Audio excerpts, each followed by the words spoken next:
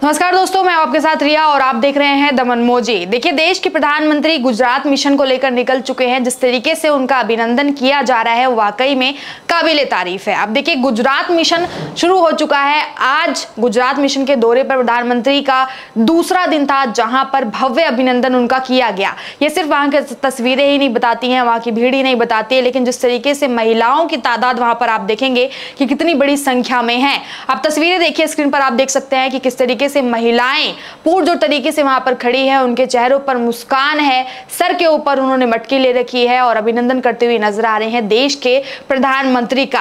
तो ये तय हो गया है कि गुजरात मिशन में जिस तरीके से भाजपा अब पटरी पर आ चुकी है, निकल चुकी है, गुजरात की जो जनता है वो कितनी खुश होती हुई दिखाई दे रही है। अभी आगामी जो चुनाव है उसके ऊपर भी सवालात हैं या फिर उसके लिए जवाब भी आप सुन लीजिए कि ये दे पा रहे हैं कि आखिर किस तरीके से प्रधानमंत्री को वहां पर पसंद किया जा रहा है, जो कि बीते कई सालों से लगातार आप देख चुके होंगे कि गुजरात में प्रधानमंत्री मोदी कितने ज्यादा लोकप्रिय हैं। अब उसी तरीके से तस्वीरें हैं कि अभिनंदन उनका पुरजोर तरीके से वहां पर किया जा रहा है। लेकिन देखिए, भाजपा पर लगातार यह आरोप लगता हुआ आता है कि भाजपा की अगर कोई रैली निकल रही है तो वहां पर जरूर जो भीड़ है वो भाड़े पर लाई गई होगी।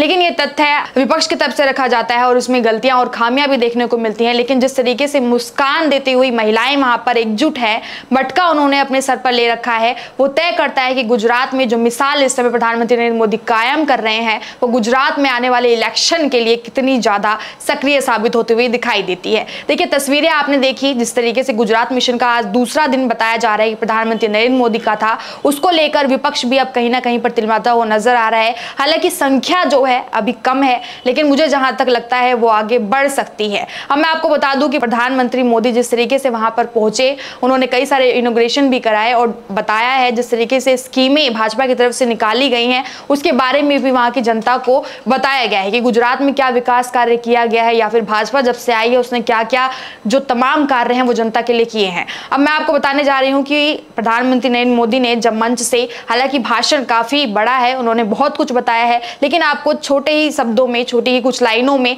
आपको बताते हैं कि उन्होंने जो मेन बातें थी, जो मूल्य बातें थी, वो उन्होंने क्या कही। देखिए, सबसे पहले उन्होंने ये कहा कि आपने जो संस्कार दिए हैं ये उसी का नतीजा है कि 8 साल में गलती से भी ऐसा कुछ नहीं किया गया कि देश के नागरिक को सिर झुकाना पड़े। पूज्य बापू और सरदार वल्लभ भाई पटेल के सपनों को साकार करने का काम किया है। 3 करोड़ से ज्यादा गरीब परिवारों को पक्का मकान दिया है। 10 करोड़ से ज्यादा शौचालय दिए हैं। 100 साल के सबसे बड़े संकट कोरोना महामारी में देश ने देखा कि हमने अन्न के भंडार देश के लिए खोल दिए। 2.5 करोड़ से अधिक गरीब परिवारों को बिजली, 6 करोड़ से अधिक परिवारों को नल का पानी। यह सिर्फ डेटा ही नहीं है बल्कि गरीबों की गरिमा की रक्षा के प्रति हमारी प्रतिबद्धता का प्रमाण है। ये कुछ गिनवाया है वहां पर प्रधानमंत्री नरेंद्र मोदी ने। जिस तरीके से आपने देखा है कि स्कीमें बहुत सारी चलाई गई हैं, उन पे काम भी किया गया है। अब वहां की जनता को ये सब कुछ जानना जरूरी था कि जिस तरीके से विकास कार्य भाजपा की तरफ से कराया जा रहा है वो सिर्फ गुजरात में ही नहीं बल्कि पूरे देश में देखने को मिल रहा है। इसी की पुष्टि वो मंच से करते हुए नजर आए। अब मैं आपको बता दूं कि ये दौरा हालांकि जरूरी क्यों था, क्योंकि जिस तरीके से देखिए कि गुजरात में इलेक्शन अब आने वाले हैं, उससे भी आप जोड़ सकते हैं। उसके अलावा एक कारण और है जो कि राजनीतिक तौर से अगर देखा जाए तो काफी ज्यादा अहम माना जा रहा है। आपको बता दूं कि देखिए, सौराष्ट्र की राजनीति के लिए ये मामला जो है वो खास बताया जा रहा है और सौराष्ट्र में 7 जिले हैं। अब मैं आपको बता दूं कि गुजरात में इसी साल, जब बीते साल चुनाव हुए थे, उस टाइम पर कुछ पाटीदार थे जो नाराज थे, जिसमें से 100 का आंकड़ा पार नहीं कर पाई थी वहां पर भाजपा। इस वजह से ये दौरा जरूरी था। आपको बता दूं कि 56 सीटों में से 32 सीटें कांग्रेस को वहां पर मिली थी, जबकि 22 सीटें भाजपा के पाले में गई थी। ऐसे में पीएम का जो ये दौरा था वो राजनीतिक तौर से बेहद जरूरी था। यानी कि आप कहिए कि सौराष्ट्र में जो 7 जिले छूट गए थे, यानी कि जो 100 सीटें छूट गई थी, जो पाटीदारों की नाराजगी थी, उसको कहीं ना कहीं पर अब ठीक करना जरूरी है। इस वजह से कि गुजरात में पुरजोर तरीके से, यानी कि पूर्ण बहुमत से जो सरकार है वो बन पाए, इस वजह से भी अभी वहां पर जाकर जो ये दौरा था वो करना जरूरी था। अब देखिए, मैंने जैसा आपको बताया कि गुजरात मिशन का दूसरा दिन था। अब जिस तरीके से भव्य स्वागत किया गया है प्रधानमंत्री नरेंद्र मोदी का, अभिनंदन उनका किया गया है, महिलाओं ने, नारी शक्ति ने उनका अभिनंदन किया है। इसको लेकर कई सारे सवाल उठ रहे हैं कि कैसे महिलाओं को धूप में खड़ा कर रखा है। हालांकि जो मुस्कान उनके चेहरों से दिखाई दे रही है वो ये साफ कहती है कि वो अपनी ही मंशा से वहां पर मौजूद थी। लेकिन विपक्ष है तो विपक्ष का काम है सवाल उठाना। अब देखिए, विपक्ष की पोटली थोड़ी कम है लेकिन शुरुआत हो चुकी है और आगे हो सकता है कि और भी हो। अब देखिए, यहाँ पर गुलाब सिंह है जो कि आम आदमी पार्टी से हैं।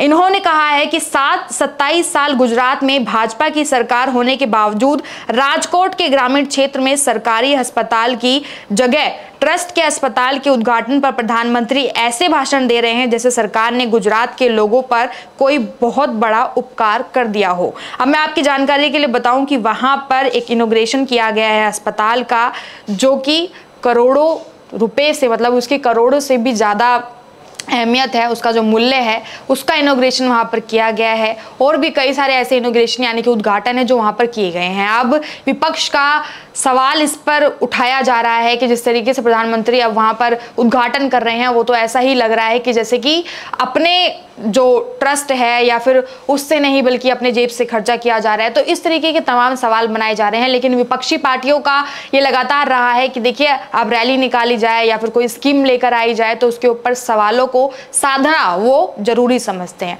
हालांकि लोकतंत्र का ये हिस्सा होता है कि अगर पक्ष है तो विपक्ष भी है, यानी कि अगर कोई कार्य किया जा रहा है तो उस पर सवाल भी उठाए जाते हैं और जवाब भी दिया जाता है। लेकिन गुजरात का जो ये अहम दृश्य आपने देखा वो आपको कैसा लगता है, या फिर आप आगामी आने वाले जो गुजरात चुनाव है उस पर भाजपा को किस तरीके से देख पा रहे हैं? क्योंकि गुजरात में भाजपा अपनी जो पेट है वो कई सालों से बनाकर उसने रखी हुई है, वहां पर काफी लोकप्रिय, वहां पर प्रधानमंत्री नरेंद्र मोदी माने जाते हैं। अमित शाह का भी वहां पर अभिनंदन उसी तरीके से किया गया है जैसे देश के प्रधानमंत्री का किया गया है। हालांकि हर भाजपा के नेता का वहां पर अभिनंदन किया जाता है। ये तय करता है कि गुजरात विकास के तौर पर किस तरीके से वहां पर है और भाजपा को वाकई में जनता वहां पर पसंद करती है। तो सवालों की पोटली लगातार बनी रहेगी विपक्ष की तरफ से, वो आगे देखेंगे कि किस तरीके से तंज कसे जाएंगे। लेकिन अभी के लिए इतना ही। गुजरात के दौरे को लेकर, प्रधानमंत्री के अभिनंदन को लेकर आपका क्या कहना है और दृश्य को लेकर आपका क्या कहना है वो कमेंट में जरूर बताइएगा। साथ ही रिपोर्ट के लिए शुक्रिया।